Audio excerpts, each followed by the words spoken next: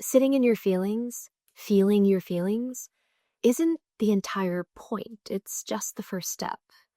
And for a lot of us who struggle with sitting in those feelings, feeling all the feelings, are often given messages as if, oh, that's just something you have to get better at. And it isn't necessarily. Like, the point is not to try and kind of last as long as you can in them. There's value in staying with your feelings longer so that you can understand what it's trying to tell you. In the same way that the further you dig below the surface, the more you can understand something. But the point of feeling your emotions is so that you can receive the signal and the message it's trying to tell you. Because just like anything else, when you physically injure yourself, your body sends you a signal of pain, of some kind of like message to your brain that says something isn't right. And then you have to figure out what that thing is. Is it a splinter? Is it a cut? Is it a bruise? Did you hit something? And so the signal that your emotions sends you is the same thing. It's telling you that something is going on. And it's up to you to figure out what to do about it.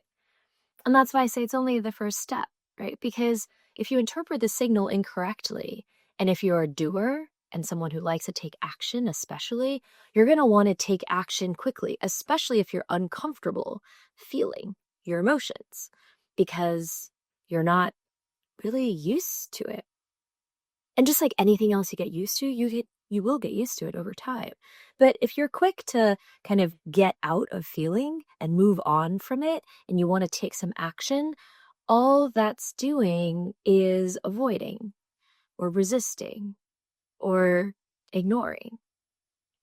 But if you think about the problems you like to solve, like if you're a really good problem solver, let's say in your business, at work, puzzles, like mechanical things, like think about your problem solving approach to something that you're really good at and you really enjoy, right? You don't just look at the surface. You don't just kind of get one message, one signal, and you're like, oh, I immediately know what to do, right? You have to understand what that signal is telling you.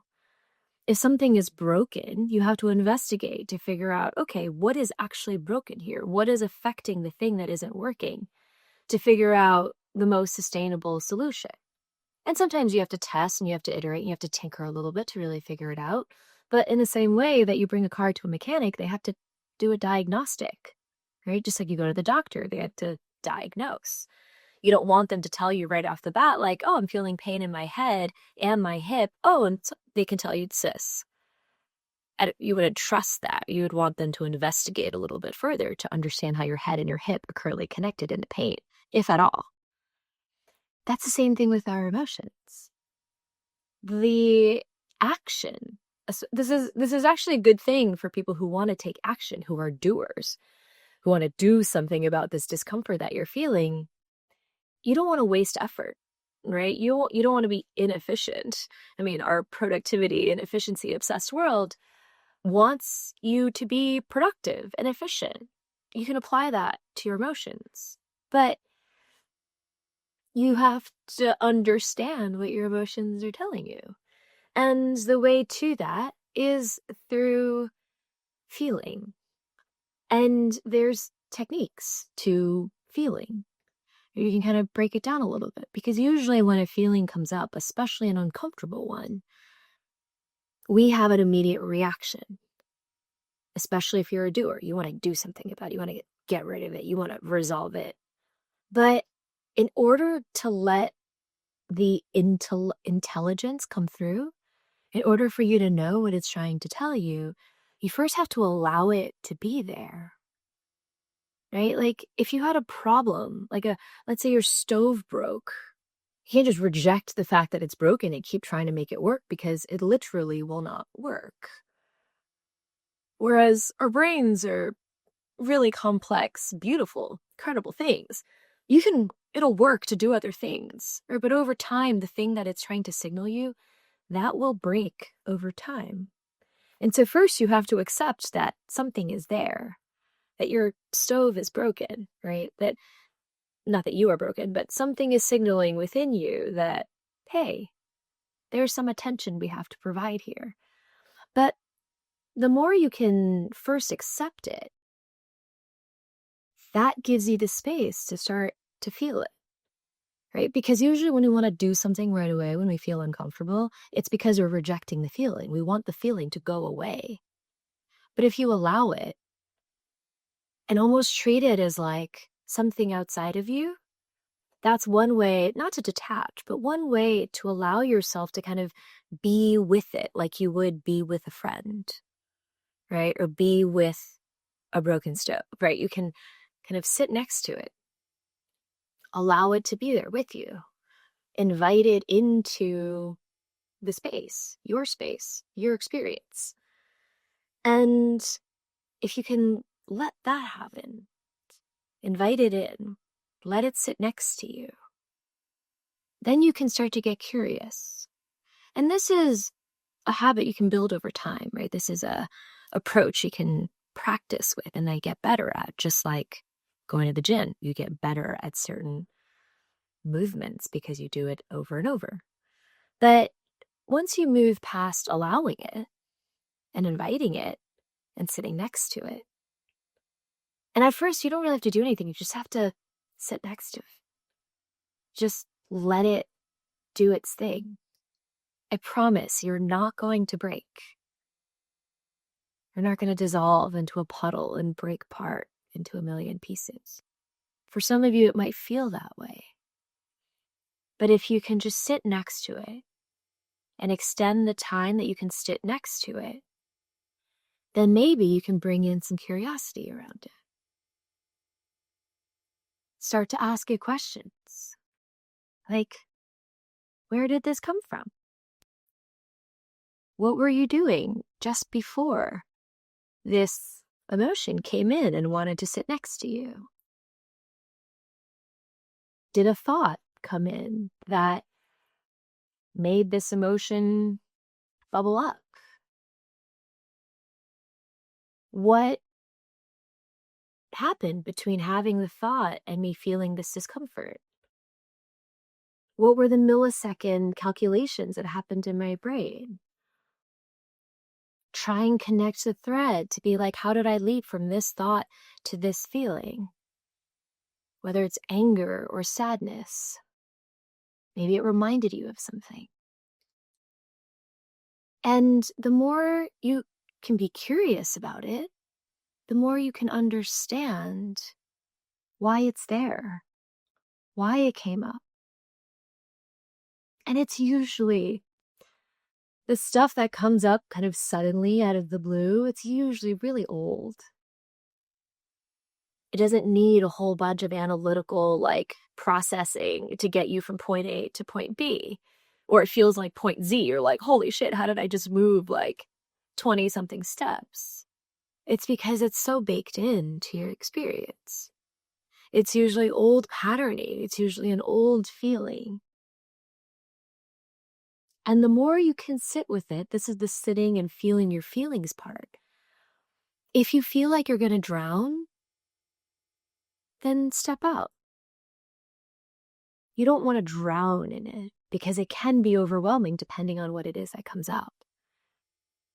But the next time it comes in, you're just trying to be with it. Allow yourself the space to get to curiosity so you can investigate and try to diagnose just like you would a broken stove, just like a doctor would your ailment, just like a mechanic would your car. You don't want to rush the diagnosis. You want them to be accurate about what they think is wrong. In the same way that you want to get to an accurate place of why you felt this emotion and what discomfort it brought up within you and why it made you feel suddenly seized by it, such that you're like, I need to get out of this, that you wanted to escape, right? Because that's a strong reaction. The need to get out of something, move away from something, basically stop it. That's a strong reaction. And so also be kind to yourself, right? Like, know that this is going to take time for you to build up the really like the strength, the comfort with sitting next to it, being in the same room with it, asking it questions. And once you start to gain the insight from those questions, you can start to understand what you need. And this is where, for the doers and the action takers, that's where your action will come in. Because emotions don't come up just for no reason. They're not nonsensical. They're not irrational. Maybe by our current societal productivity standards, they feel irrational, but they're signaling something to you. And for those of us who have not done a lot to take care of our inner experience, our mental, emotional, spiritual, psychological experience, it can feel weird to be like, oh, like, maybe I need to give myself a hug, or maybe I need to be around people that I love to feel like I belong. Maybe I need to remind myself that I'm not alone in this world. Like, those are things that kids need, right? Like, you think about the most helpless little child, not that they're entirely helpless, but, they need humans, they need adults to survive. They need those things. They need to be reassured of those things. And oftentimes, a lot of us didn't get that, right? So in the same way, if you had an injury that you never tended to, it's the same thing. And so if something is signaling you, if your emotions are signaling you to look within, to explore, to get curious, so that then you can take the most fitting action to address what you're actually being signaled to do, then I promise that emotion will get softer. It won't rush in like a fucking flood to the point where you're like, get me the hell out of here. The more that you can accept its presence and just allow it to be there with you, that is the first step to move you into curiosity, to move you into a space where you can ask yourself what you really need. And you can start to dialogue with your own experience to understand yourself better. And then after that step, after you understand yourself better, the diagnosis,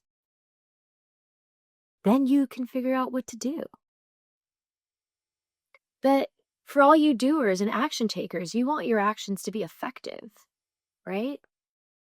And so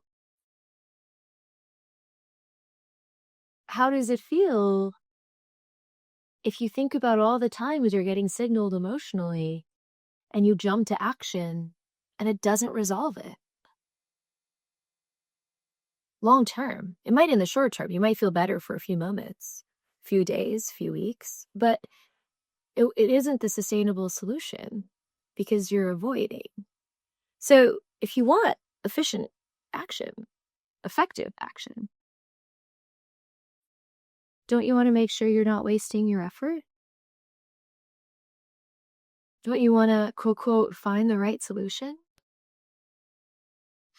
Don't you want your action to produce results? There is a way to be productive and efficient with our emotional experience. But that can't happen if you're not willing to A, accept it and allow it, and then B, to understand why it's there at all. And once you can understand why it's sometimes the solution will be very clear. Sometimes you might have to experiment a little bit. But even that is much more productive than you jumping to some action that's going to just get you out of that current feeling. Move you out of sitting with it. Because a lot of people think the sitting in the feeling is what's unproductive, inefficient. Because it's like, what's the point? Well, what I just laid out is the point so that you can take better action. And oftentimes they're not big actions. They require you to be soft with yourself, be gentle, be kind, be nourishing, heal. And oftentimes it's all the things that we didn't get. Right? It's all the stuff that we wish we felt from our caretakers, our parents, our siblings, our friends, our mentors, teachers, loved ones, partners. And so the reason why action has to come after all of this is because if the baseline of acceptance and allowance isn't there, you're going to constantly reject it. And you can't figure out the best solution for a problem if you're constantly rejecting the entire premise of the problem. Forget about getting curious and investigating and diagnosing. If you won't even allow it to sit next to you, to be part of your current experience, then how could you possibly know what to do?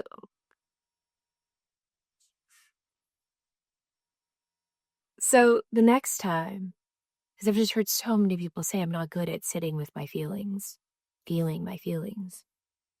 Just remember for the next time, if that thought comes in, that emotion comes up, and you move to action right away, you try to get out,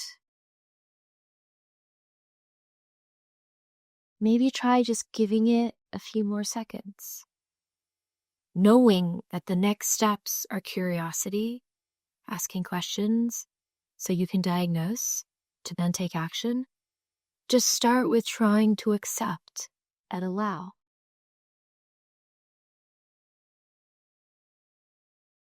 And then you can identify what might be there. But the first signal to you, beyond the emotion, is going to be your resistance. It's going to be you pushing against it and wanting to shove it to the side. That'll be your first signal. And that signal is telling you or asking you to let it be. And if you feel like you're going to drown, you can tap out. You don't have to wallow in it. It's just asking you to allow it to be there so that you can then spend more time with it, to understand it and resolve it. But first, you just have to let it be in your space of you. And that's the path to the most aligned action, the most effective and productive action. And I really hope all the doers, the productivity people, the action takers out there, you remember that this is a path to productivity. This is a path to doing.